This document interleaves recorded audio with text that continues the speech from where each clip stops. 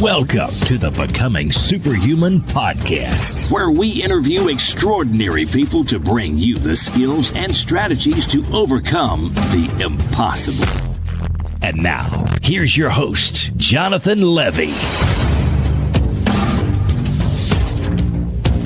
This episode is brought to you by Become a Super Learner, the Masterclass. You guys, if you have ever wanted to learn things faster, to read faster and waste less time reading boring textbooks, if you've ever wanted to have near perfect memory for names, numbers, anything you want to learn, and expand your mind and retain information in a way that you never thought possible, well, then the Become a Super Learner Masterclass is exactly what you've been looking for. It's a 10-week program developed by myself and my mentors alongside some of the world's best memory experts and world record holding memory champions. It'll take you from zero to super learning hero in just a matter of 10 weeks in about 30 minutes a day or less. Now, you can go ahead and sign up for a free trial with no credit card required. All you have to do is go to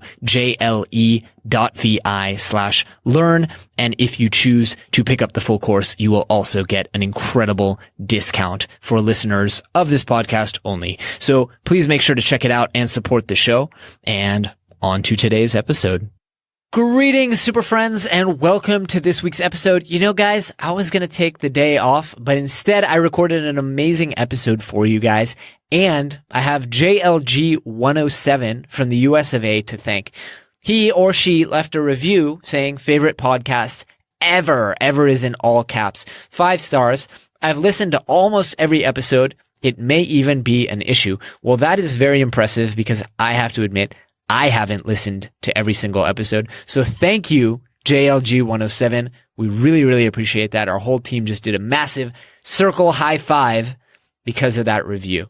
On to today's episode, which I'm so glad I recorded because today we are joined by Elise Wagner, another person that I met through Genius Network. It seems like my entire network is now becoming wonderful people from Genius Network.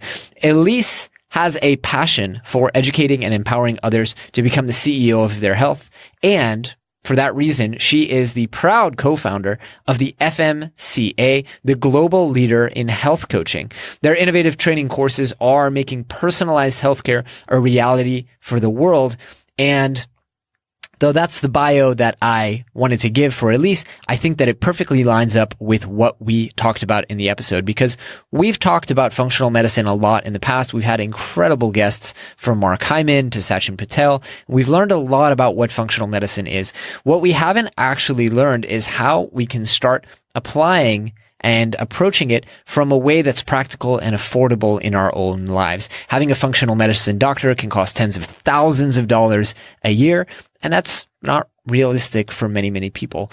And I really loved my biggest takeaway from the episode, which was just that you don't have to completely jump ship to benefit from the things that functional medicine is discovering and teaching.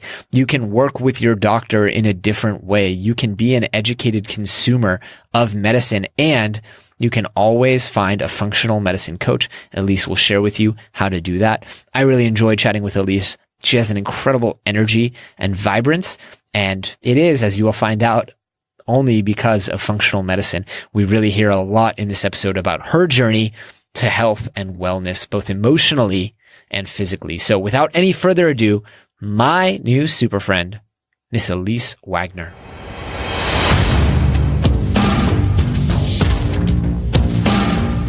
Miss Elise Wagner, welcome. It's so good to reconnect with you. How are you?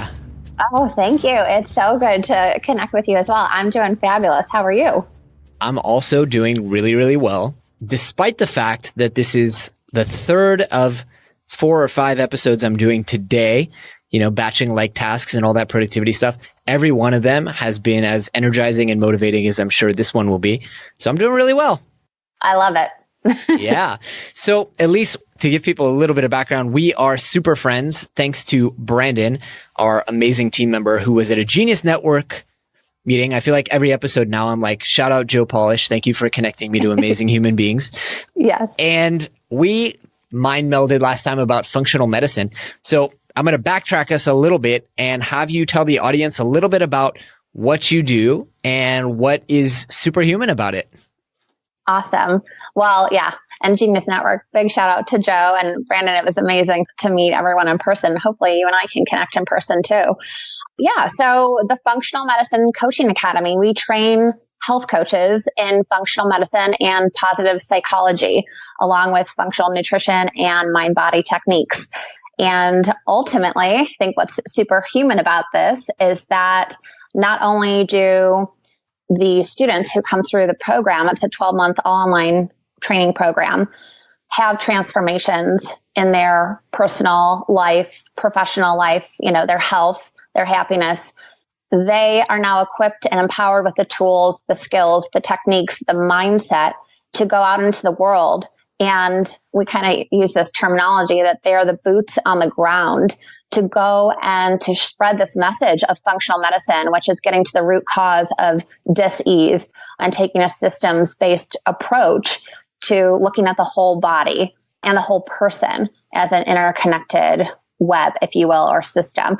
So they get to take this gift out into the world and then help transform other people's lives and their health.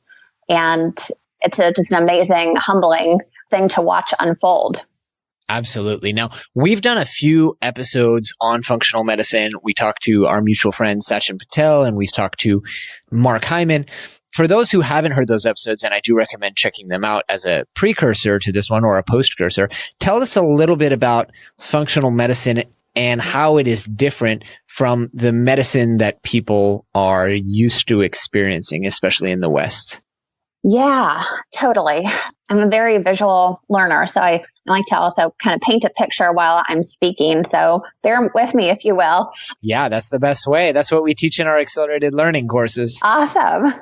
That is, yeah, if you could see me talking right now, I talk a lot with my hands and very, lots of facial expressions. But if you think about your last encounter, if you're not familiar with functional medicine, I like to, talk about conventional medicine and just kind of the mainstream medicine. And usually you go to the doctor when you're sick or when you're not feeling good, or you go for a regular routine checkup.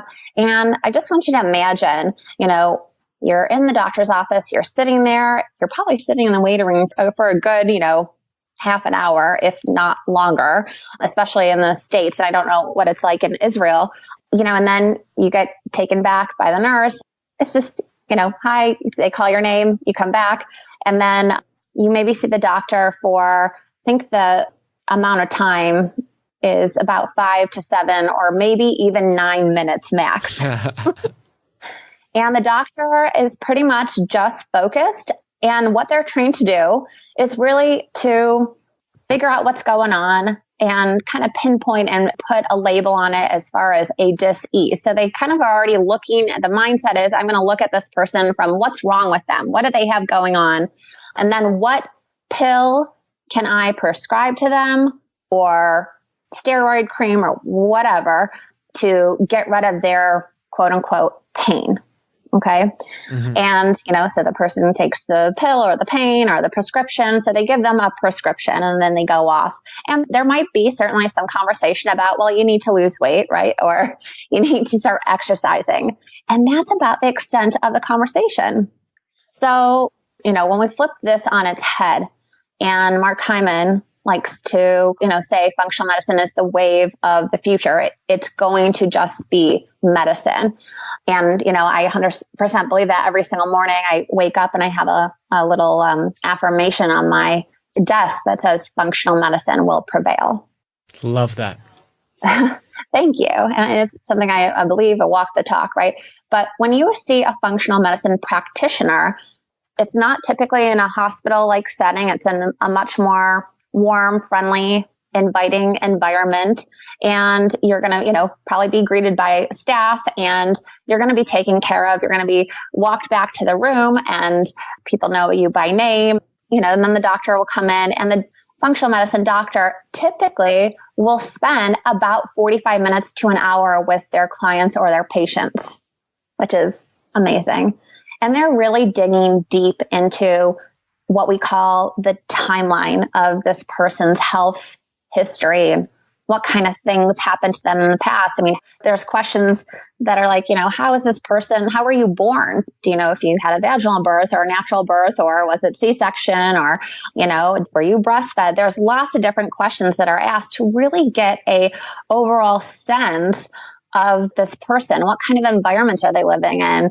What kind of stressors do they have? So they're really looking at the whole picture.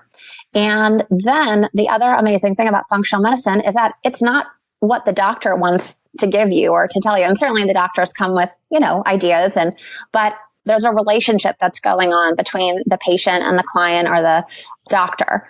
And they're co-creating a plan together that's going to really impact their lifestyle. And so, maybe the patient comes in with celiac disease. Let me use my own personal experience, celiac disease. Well, the doctor is going to sit down and look at, this is a whole picture from what to do within the gut microbiome to how that's going to play out in everyday lifestyle activities and things like that. So it's a much more in-depth conversation. It's a much more collaborative process. And then you bring the health coach in to really take some of the key instructions and directives, if you will, from the functional medicine doctor. And that doctor gives those directives to the health coach, who can then help to really meet that client or that patient where they're at mentally, physically, even spiritually, even, where they're at on a readiness or importance scale to transform certain levels of their health, and can help co-create a plan with them and really bring it down from that 30,000 foot level to, okay, here's what we're going to do every single day, or, right. Here's the goals. So, right. And as I've understood it, it's also, you touched on this a little bit, but functional medicine practitioners really treat the whole patient, not just what can we put into their digestive system to influence the body, but also what are the factors at home? What's going on in their psychology? What are their stressors? It's everything. It's big picture. Yeah. And you had just mentioned something about really seeing the patient for who they are and where they're at.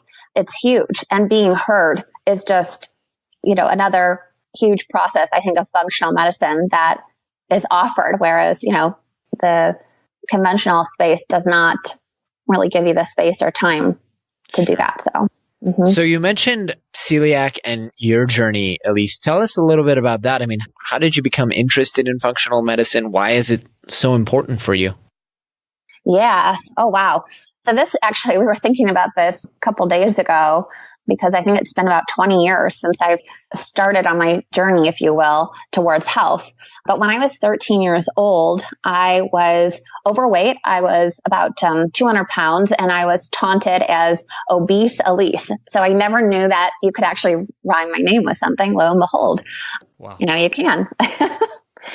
Not only was I not feeling well in my body, in my skin, feeling comfortable, I kind of had foggy brain and things like that. I didn't really want to go to school, but I also, there was some physical and as well as emotional kind of damage going on, especially with, the taunting and then, kids making fun of and all that kind of stuff. And I didn't have the skills, the life skills, the emotional coping skills, if you will, to handle or to deal with that. And so I turned to food and I use that as my medicine. I think food is medicine. You can utilize it actually on two sides of the spectrum. Depends on, what way you look at it.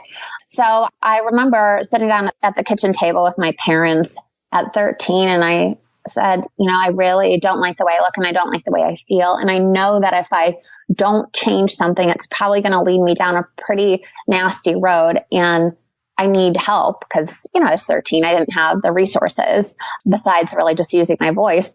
And my parents helped me. They helped me find a nutritionist. And at the time, the dietitians in the area wouldn't see me. And I think it was a liability issue with an adolescent. But I found a nutritionist. It was actually really my first encounter, if you will, with functional medicine in the sense of this person I sat in their office. She sat with me for 2.5, 3 hours and listened to me as a preteen teenager and really tried to understand where I was coming from and what I wanted to do. And we made some goals together, started pretty small, but these small impacts made huge transformations. So for example, I switched out processed foods to whole real foods. Mm-hmm. a lot of foods I was eating, were non-organic. So I tried to switch to organic as much as possible. And, started on a couple of different supplements just to kind of give my body a little bit of some support as it was making these changes. And within 2 months, I lost 50 pounds. And It was like, whoa, yeah, food is medicine. And holy guacamole, that is like literally holy guacamole. Yeah. And I was pretty blown away by that. Beyond just losing the weight. And it was never about the weight for me. Of course, that was certainly something positive I wanted to come out of it, but I was never into calorie counting or anything like that. So it was just focused on whole real foods and giving my body what it needed and starting that process of intuitive, just listening to my body, which is another thing I could talk about. But yeah, so my hair was starting to grow better. My nails were growing. My skin was clearing up. Yeah. And I said, this is what I have to do for the rest of my life. I need to empower and help others transform their life, because how simple was this? But as I kept going on my journey, I was 13, I'm like, okay, well, I know what I'm going to do. I'm going to be a nutritionist or a dietitian. And so I went to University of Wisconsin-Madison, got my undergrad in nutrition and dietetics. And I was on one hand, I'm very grateful for, all the science-based learning that I had. But on the other hand, the implementation part and the mindset of the teachings were very much in this paradigm of calories in, calories out, and very much in a disease state. And I thought to myself, well, this doesn't make sense to me. And this isn't how I actually transform my life. And, what about all the other factors? And what really kept this little gnawing, question kept coming up. And it was like, well, this is so simple. Why is it so hard for most people to change? Right. Yeah. This whole, the word about change and transformation kept coming up. And it's really, health is so much more than just food and nutrition and movement. It is your mindset, your philosophy, your values, your belief systems, how you grew up, like these experiences and your culture. And oh my gosh, there's so many things that are the ingredients, if you will, to this recipe of change. And so I was hungry for more, and I just wanted to keep learning. And I found Bastyr University, which is a holistic medical school in Seattle, Washington, which is very close to where IFM, the Institute for Functional Medicine, and they train medical doctors, and our collaborative partner at FMCA, where they were as well. And so a lot of my teachers are, they actually are part of the functional medicine faculty now, which is amazing. And so anyways, I went there and studied, got my master's, a double master's in nutrition and clinical health psychology to really get some better tools for how I could help my future clients. Fascinating. Thank you. When I was there, I got really sick, and I was so sick. I mean, it was hard to get up and go to school. It was hard to concentrate. There was foggy brain. There was a lot of stuff going on. And I was trying to figure out what was going on. And I probably I was in the mecca of holistic medicine, Seattle, and healthy living, I suppose. And I saw probably about 7 to 10 different practitioners. And this is very common among a lot of even our students and people who, travel on this journey to find the root cause of what's actually going on. And I remember my parents said, we're going to take you out of school and, bring you home, and you need to get better, and probably bring you to the Mayo Clinic. And I'm like, oh, no. I'm not doing that. Yeah, not going that route. So, but I was really at a space where I was starting to lose some hope in kind of medicine and even, holistic or alternative medicine, functional medicine, and my body, honestly. Wow. Couldn't figure out what was breaking down, but I was definitely determined to figure it out. I said to my parents, let me just go see one more doctor. And his name was Dr. Donovan. I call him the Don. And he went and saw him, and he's a functional medicine practitioner. And lo and behold, he, spent the time with me and really looked at my previous labs and asked me, a ton of questions. And he was able to do some testing beyond the quote unquote conventional testing that most doctors might do. So he did some genetic testing, and we found out that I had the genes and they were turned on for celiac disease. So I was able to get a diagnosis. And I remember sitting in the office still to this day, because it was such a powerful moment, where he said to me, like, Elise, you've got 2 plane tickets. One ticket is going to move towards health, and it's going to be an upwards, mountain, a little bit of a struggle, but you're going to get there. But the other ticket, the plane's going down fast. So you choose. Wow. And I said, okay. I mean, I knew what my choice was, but beyond that, I mean, what he did was so empowering for me, because he gave me the choice. He gave me that opportunity to really own my health and take responsibility and to do something about it. And that's where I wish that I had a functional medicine health coach, someone who spoke that same language as my functional medicine doctor, but who could then help me translate and actually speed up, you'll love this, I think, speed up my learning curve for making such a huge lifestyle transformation. I mean, so celiac disease, for those of you who might be listening and aren't familiar, I mean, for me, it's a completely gluten-free lifestyle. The food is one thing, but even my hair care products and face wash and deodorant, I mean, so it's a whole lifestyle transformation. So I remember this wave of like relief, but also another wave of frustration and overwhelm, because I'm like, okay, I don't know what I'm doing here, because there wasn't a lot of support on the back end, as far as the diagnosis goes then. And I just remember saying, like, when I can heal myself and really help myself with whole real foods and a positive attitude and really loving and caring for my body, then that's my mission, is to empower others to do that. That's always been my mission, even since I was a little girl when I was 13.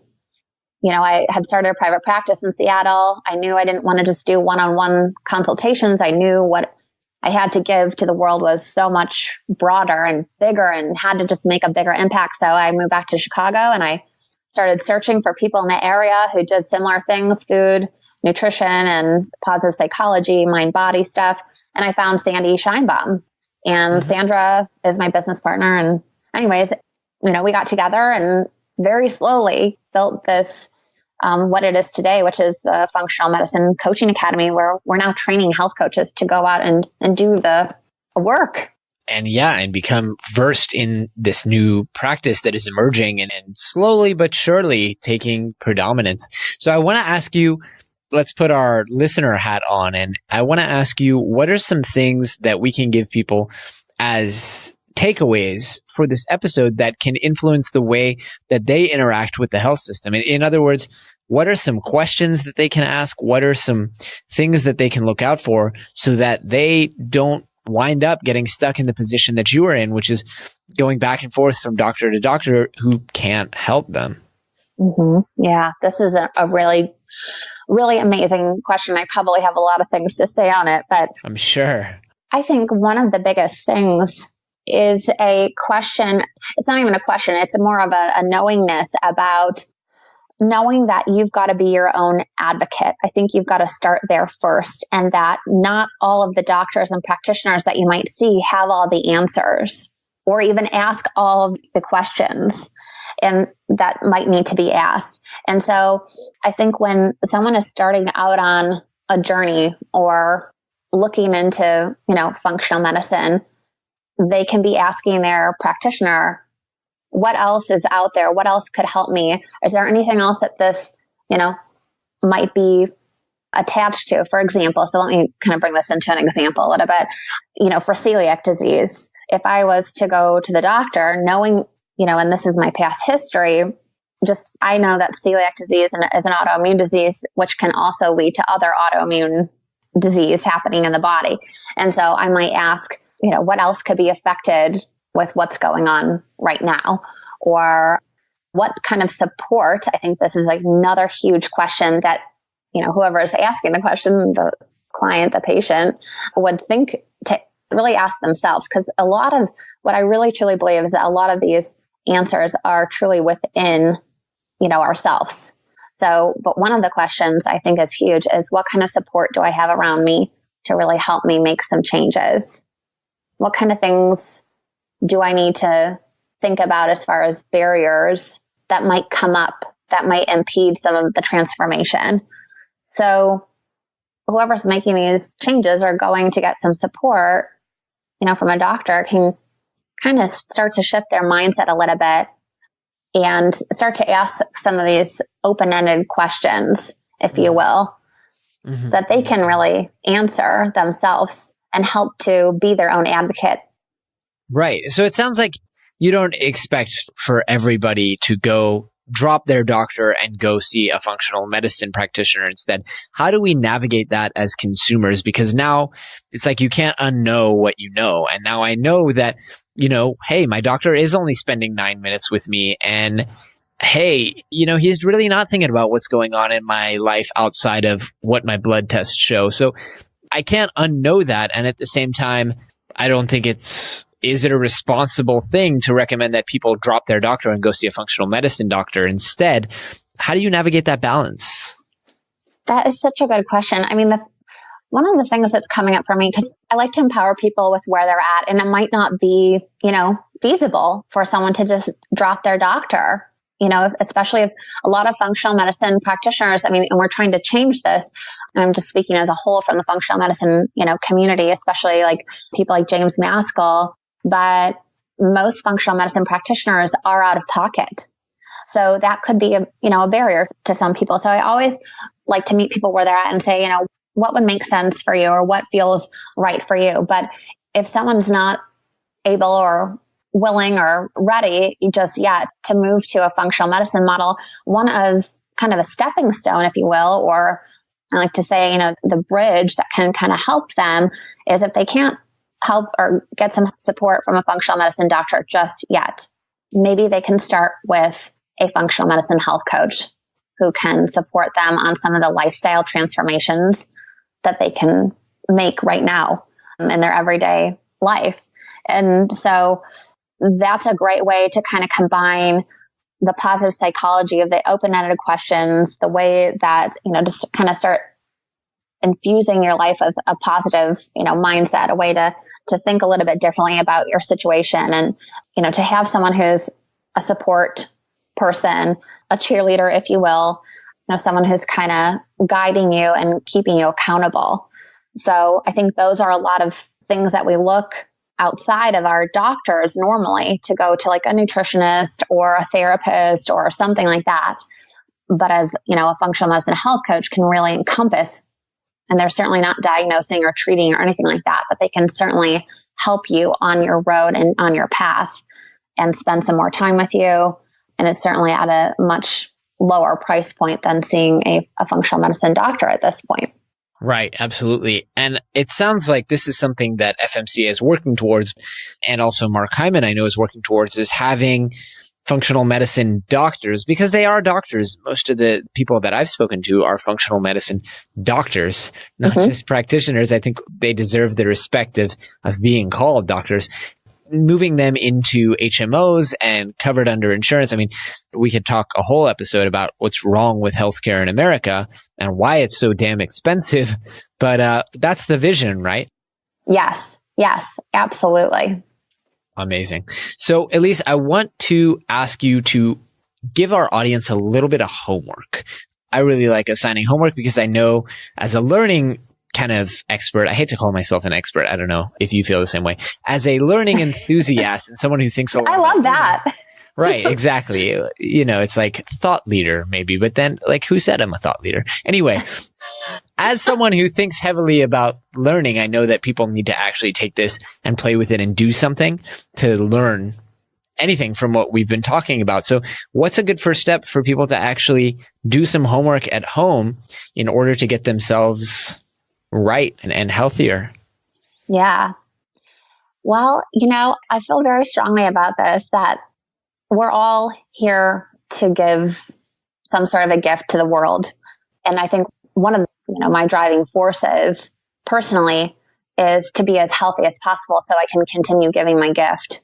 And that's my, my motivation, my why. So maybe I'll take a little bit from Simon Sinek over here, but really think about what is your why? And I'll go a little bit beyond that. Like, what is your meaning and what's your purpose? And really connect to that.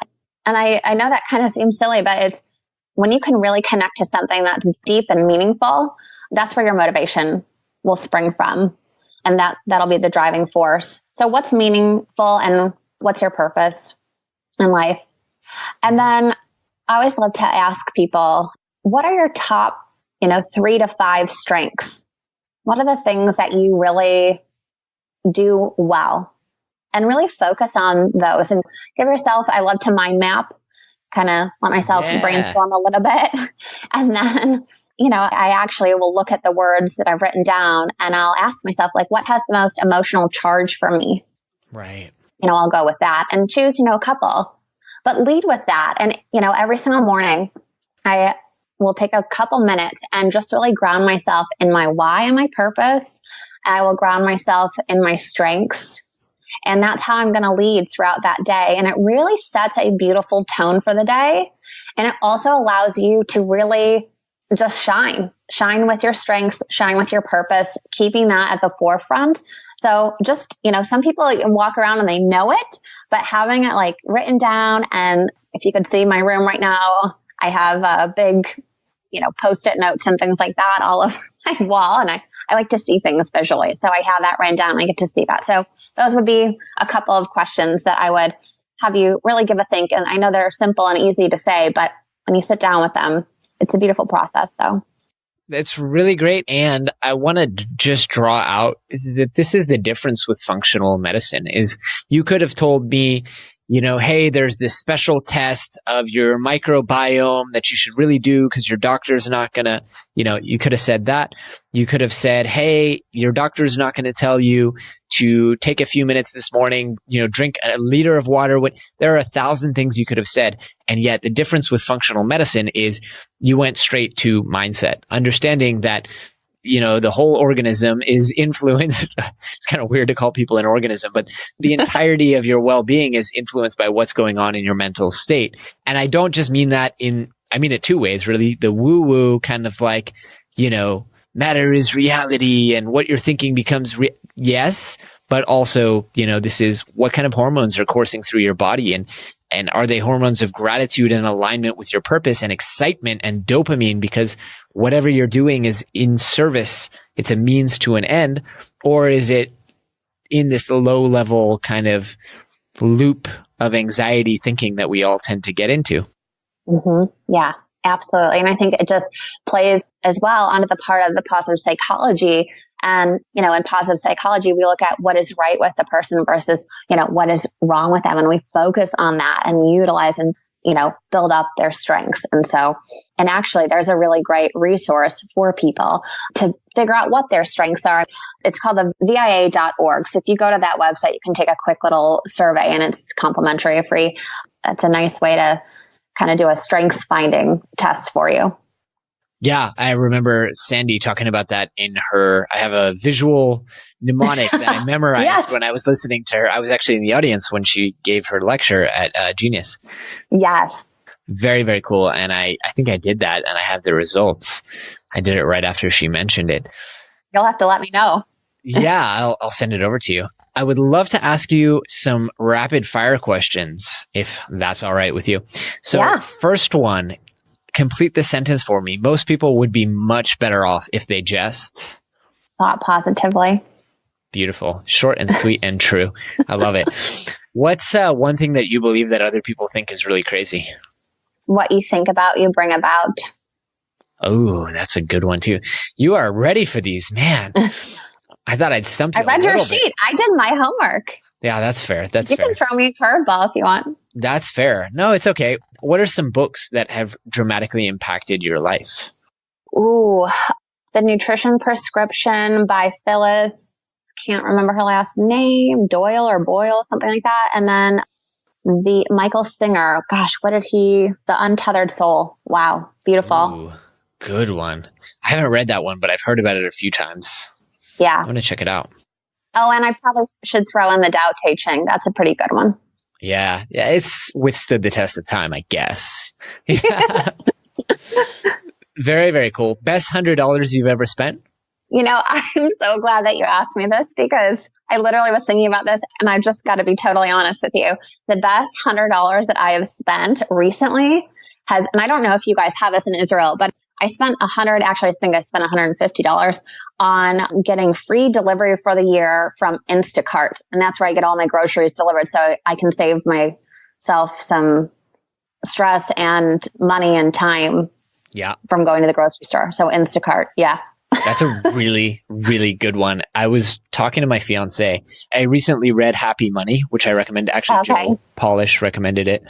And I read it, and then I did a little bit of research on the side and read a little bit about it. And it turns out that we all know that spending on experiences makes us happier. But it turns out in a marital context, there is a really, really good predictor of how happy a married couple is in the way that they spend money. It's not what you would think. Like, do they shower each other with gifts or whatever? If you spend money to save time or alleviate stress, you will have a happier, healthier relationship. So totally. Oh, I believe that. And it makes sense. It's like, if I spend $150 a year and I never have to go to the grocery store again, how much happier am I and my fiance? Or the house cleaning would be the obvious one. Never need to fight about who's going to clean the dishes again, because Sai just came and he did all the dishes and folded all the laundry. And thank you, Sai, if you're listening. Yeah. Oh my gosh. You and I, we could talk, because I have a whole values exercise that me and my husband do around money. And, and part of the value is efficiency. And we like, and so anyways, I agree 100%. That came with a steep learning curve too. Yeah, absolutely. Absolutely. So Elyse, I want to be respectful of your time. Before we go, though, I want to ask you, where can people reach out and learn more? Where should we send them? Yeah, absolutely. Well, we would love for you to connect with us. We think of FMCA as a family. So if you're on social media, please come find us on Instagram at Functional Med Coach, or you can find us on Facebook, just Functional Medicine Coaching Academy. And then, of course, on our website at functionalmedicinecoaching.org. Awesome. Awesome. And the last question I always like to ask, Elyse, is if people take away one really important message and they carry it with them for the rest of their lives, what would you hope for that to be? This is kind of my life mantra, and it's really just about trusting your gut, trusting yourself. I mean, I think we all have an inner compass and a knowing. We just need to listen to that and turn up the volume a bit more. Love it. Love it. Elise Wagner, I want to thank you for spending your time and sharing your wonderful, positive energy with us today. I learned a lot, and I know our audience did as well. I want to say thank you so much for having me on, and very, very grateful and appreciative of it. So good to connect. My pleasure. And hopefully I will see you at an upcoming Genius Network meeting. Yes. 100%. I was going to ask you. I'll be there in September.